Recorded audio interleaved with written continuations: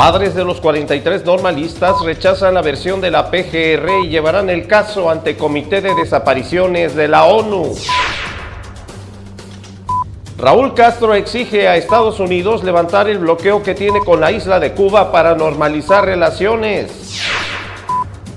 Piden la renuncia del presidente de Honduras. Toda esta información y mucho más aquí en Reporte Internacional.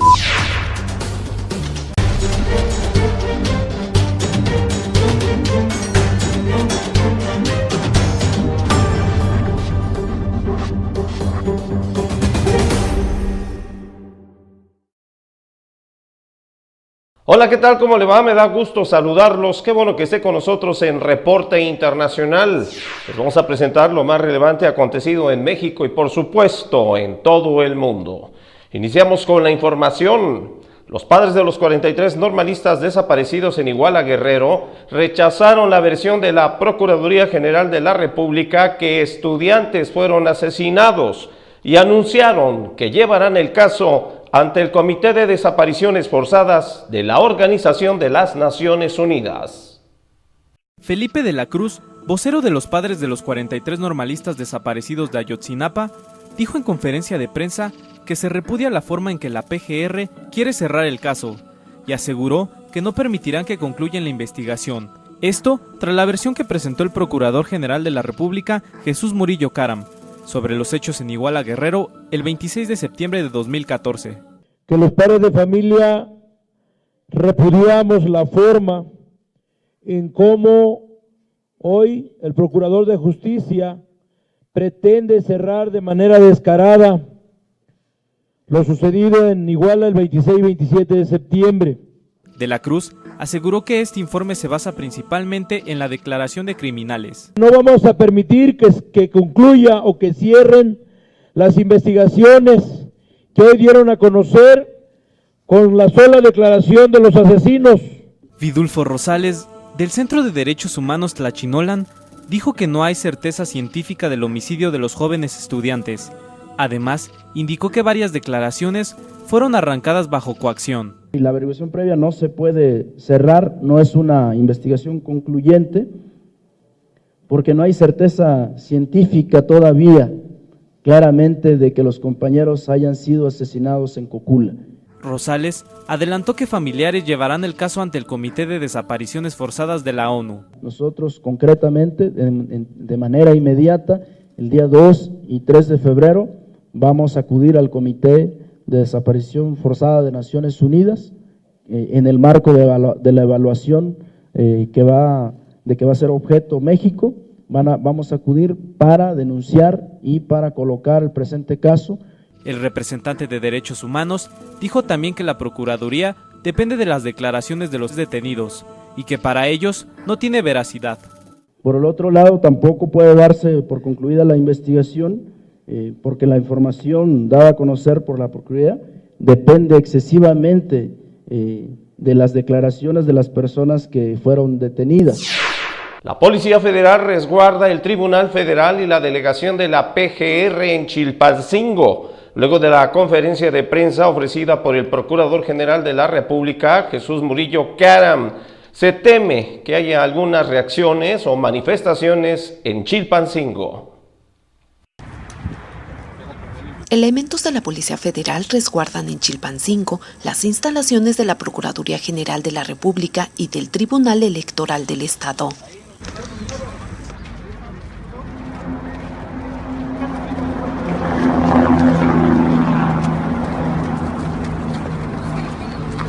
Luego de la conferencia de prensa ofrecida este martes por el Procurador General de la República, Jesús Murillo Caram, en la que anunció que de acuerdo con las investigaciones, los 43 normalistas desaparecidos fueron quemados en el basurero de Cocula, se teme que este miércoles haya alguna reacción o manifestación en Chilpancingo.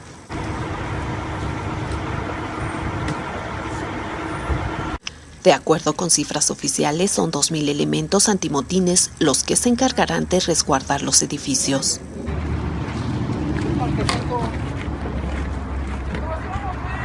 Se espera que los familiares de los desaparecidos lleguen a la escuela de Ayotzinapa alrededor de las 13 horas. Federales impiden la toma de casetas. Tras una persecución de más de 2 kilómetros, son detenidos 14 normalistas que intentaron darse a la fuga, saliendo de la autopista y tomando terracería.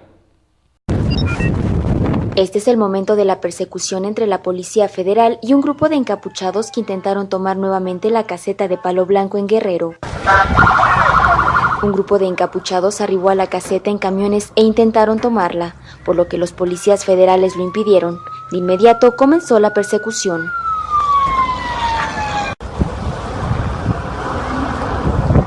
En su intento por darse a la fuga, los normalistas salieron de la autopista y tomaron un camino de terracería. ¡Táctico! Luego de más de 2 kilómetros de persecución, las camionetas fueron interceptadas.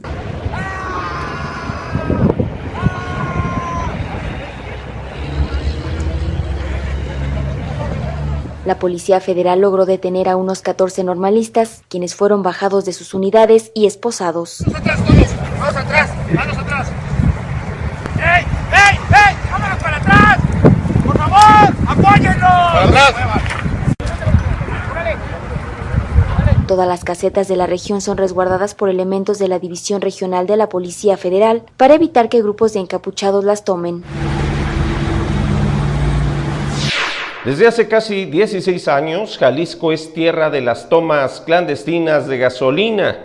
La operación de los grupos que se dedican al robo de hidrocarburos se presenta en 16 municipios y hasta ha causado, el desabasto del combustible en Guadalajara. El robo de hidrocarburos, hoy tan común en Jalisco, no es una actividad delictiva nueva o de reciente aparición. Tiene antecedentes que se remontan hasta 16 años atrás al menos, según informes de Pemex. Lo que sí es novedoso es su intensidad actual, el que los grupos delictivos lo practiquen como medio compensatorio de ingresos y el que haya crecido a tal grado de hacer reconocer a Pemex que ya es causa de desabasto de gasolina para Guadalajara. En el año 2000 en Jalisco ya se detectaban 7 tomas clandestinas en Atotonilco, Encarnación de Díaz, Lagos de Moreno, Tototlán y Zapotlanejo. En años subsiguientes las tomas no alcanzaron la decena sino hasta 2006. El cambio más importante fue en 2010, cuando se expandieron a una decena de municipios con un disparo del 175% sobre 2009. 2013, primer año de la gestión local del PRI, es más la metástasis del problema que su sola continuidad. Jalisco superó las 200 tomas clandestinas, casi el doble del último año del gobierno panista y llegando a 13 municipios. En los últimos 15 años, 16 municipios han registrado esta actividad ilícita. Los que tienen más historia son los siguientes. Por 13 años ha estado en Tala. Por 9 años en Arenal, Atotonilco, Lagos de Moreno y Tlajomulco. Por 8 años en Zapotlanejo. Por 7 en Tototlán. Por 6 en Degollado y Encarnación de Díaz. Y por 5 en Ayotlán y Tonalá. Pero el delito no ha tenido la respuesta debida por el gobierno estatal ni federal, dice Harold Dutton, profesor del Instituto de Investigaciones en Políticas Públicas y Gobierno de la Universidad de Guadalajara. Creo que es algo muy grave que está pasando y no nos estamos dando cuenta. Ese tipo de cosas yo creo que nos deberían de preocupar. Yo sé, me imagino que le preocupa muchísimo al gobierno del estado y al gobierno federal que cada vez se hagan más comunes. Más bien yo creo que no han reconocido la importancia de vida.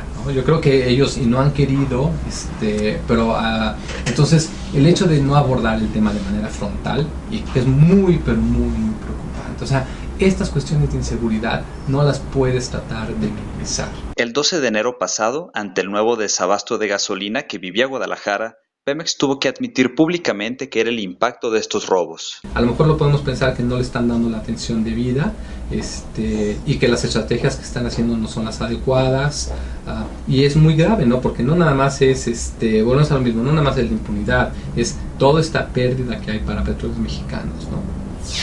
Miles de opositores marcharon por la capital de Honduras para exigir la renuncia del presidente Juan Orlando Hernández en su primer año de gobierno. En el primer aniversario del gobierno del presidente hondureño Juan Orlando Hernández, miles de miembros del opositor Frente de Resistencia y del Partido Libertad y Refundación exigieron su renuncia. Según los organizadores, cerca de 10.000 personas recorrieron unos 2 kilómetros en la capital, Tegucigalpa.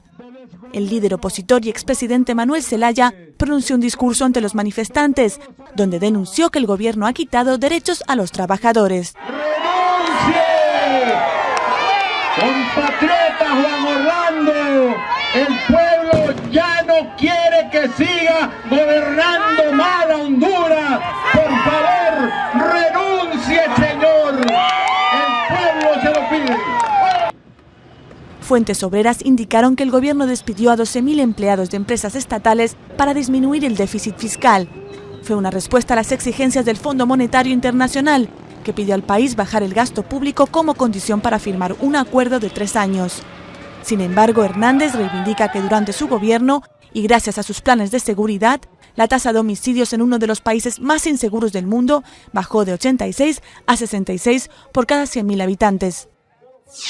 Vamos a un corte, pero antes nos vamos al clima. Regresamos.